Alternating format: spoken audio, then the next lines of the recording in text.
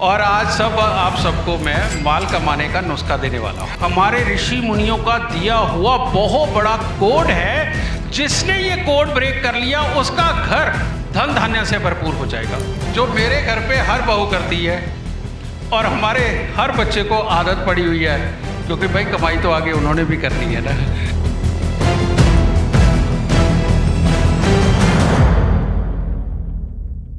कभी भी सूर्य, चंद्र, मंगल, बुध, बृहस्पति आपको धन नहीं दे सकते,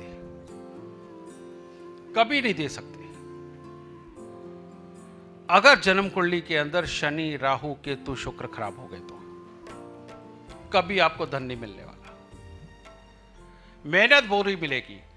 ठीक वैसे ही एक गुरुजी जो एक सरकारी स्कूल के अंदर पूरी जिंदगी मेहनत करके रिटायर हो जाते हैं, उनके पांव हाथ लगाने वाले तो हजारों स्टूडेंट होते हैं, लेकिन उनको धन देने वाला कोई नहीं आता और वो अभाव में जाते हैं।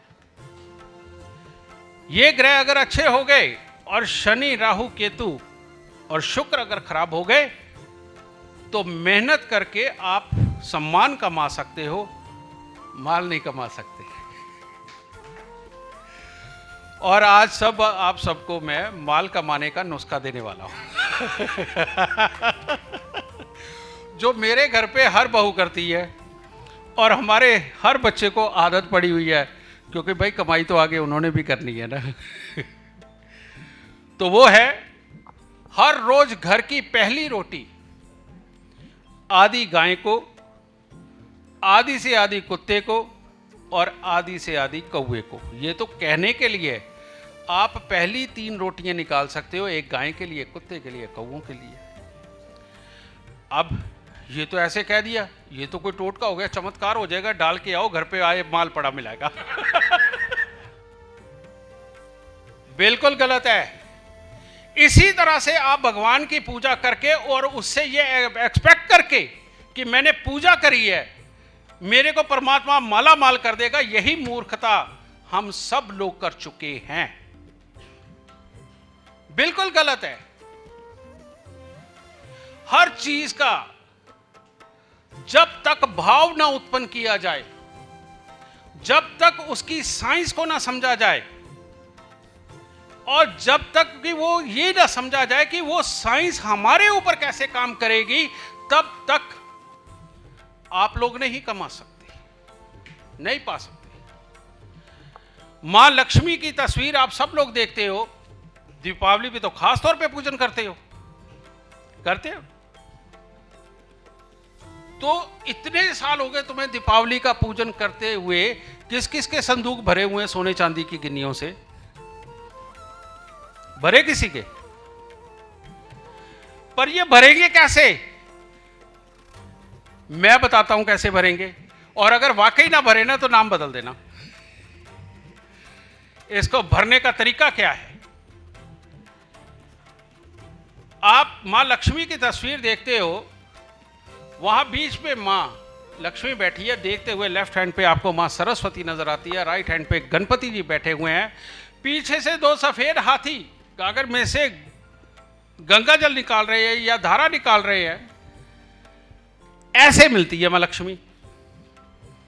पर ये एक हमारे ऋषि मुनियों का दिया हुआ बहुत बड़ा कोड है, जिसने ये कोड ब्रेक कर लिया उसका घर धन धान्य से भरपूर हो जाएगा।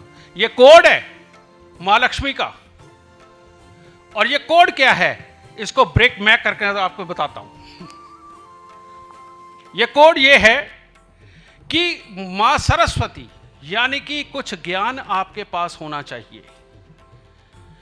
जो भी आपकी जान पहचान में लोग हैं, वीणा बजा के, यानी कि मधुर बानी बोल बोल करके सबको अपना बना लो, किसी के साथ कड़वा मत बोलो। ये सरस्वती स्वरूप आपको अपने अंदर लाना पड़ेगा। उसके बाद में फिर आप कोई काम सोचिए, कोई करिए। आप जिस भी कार्य के अंदर उतर गए, गणपति, हमारे शास्त्रों में लिखा है गणपति यानी कि हमारे ये पट्टे, ये जो हम टिका के दुकान पे बैठते हैं, या लाला की गद्दी जिस पे हम बैठते हैं, इसको गणपति बोला जाता है। और अपने काम के लिए बैठ के सोचना, ग्राहक का इंतजार करना या जो अपने क्लाइंट का इंतजार करना या जिससे काम है उसके लिए बैठ के सोच के प्लानिंग करना। गणपति जैसा धैर्य, लेकिन मीठा खाते हुए, नमकीन खाते हुए नहीं। नमकीन अगर उस वक्त में खाओगे सोचने के टाइम पे तो ब्लड प्रेशर बढ़ जाएगा और बढ़ा हुआ ब्लड प्रेशर कंसंट्रेट नहीं करने देगा, उसकी वजह से आपका प्लान फेल हो सकता है। तो इसीलिए जब भी सोचने बैठो, मीठा खा के सोचने को बैठो। इसीलिए बड़े बुजुर्ग कहते हैं कि जब आप एग्जाम देने, इंटरव्यू देने जाते हो तो मीठा दही मुंह लगा के जाओ ताकि कंसंट्रेशन बन सके। तो मीठा खा के बैठिए, सोचिए। फिर ऐसे में इधर मां सरस्वती का ज्ञान, आपकी जान पहचान, गणपति जी का बैठ के सोचना और इंतजार करना कि कब सही समय आएगा, कब ग्राहक आएगा। इन दोनों स्थितियों के बीच में अपने काम के लिए लंबी लंबी प्लानिंग करना, कहां से कौन मिलेगा, किससे माल उठाऊं, किसको दूं, किसके पास से पैसे लेके किसको दिलवाऊं, वहां से उसको दिलवाऊंगा तो वहां से ये कमीशन आ जाएगी, वहां उसको दिलवाऊंगा तो इतना हिस्सा मिल जाएगा। ये ऊर्जा हाथी के जरिए वो दिखाया गया है कि ये वाली ज्ञान गंगा बहती हुई नीचे आ रही है। ज्ञान गंगा बहती हुई है, वो सरस्वती और गणेश जी की कृपा से ये ज्ञान की गंगा बहती हुई नीचे आ रही है। और फिर इस ज्ञान की गंगा का जब कीचड़ नीचे इकट्ठा होता है, यानी कि इतने सारे आपके दिमाग के मंथन, एक एक सेकंड पे सोच बदलती है, तो वो कीचड़ नहीं हो जाता तो और क्या हो जाता है। और उस पे से एक चीज के ऊपर जब जाके हिसाब टिकता है ना कि ये परफेक्ट प्लानिंग है, ये परफेक्ट प्लानिंग है, वहां से एक कीचड़ में से कमल खिलता है तो उस पे मां लक्ष्मी विराजमान मिलती है, उस पे मां लक्ष्मी विराजमान मिलती है। ये तरीका है मां लक्ष्मी को पाने का।